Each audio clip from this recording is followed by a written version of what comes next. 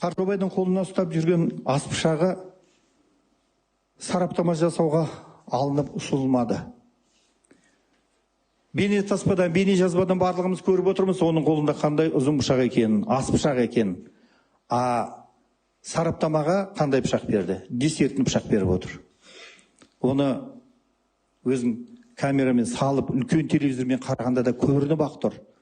Енді неге ол адам жасырып қалды? Неге пышақты жоқ қылды? Соған қарағанда адамның басына ой келеді. Сол пышақ мүмкін Қаржобайдың қолында жүргенде баласымен біріне бір итерісіп, папа кедергі болма деп, оның папа араласпа деп, папасын сүйреп жүрген кезде нақақтан нақақ абайсызда тиіп кетуде мүмкін ол пышақтың. Оны неге біз жоққа шығарамыз? Неге оған сараптамамен тиянақты жауабын алмаймыз? Оған сараптама жасалмай қалған. Неге ол жасырды? Осының ар жағында бір гәп бар деп ойлаймын.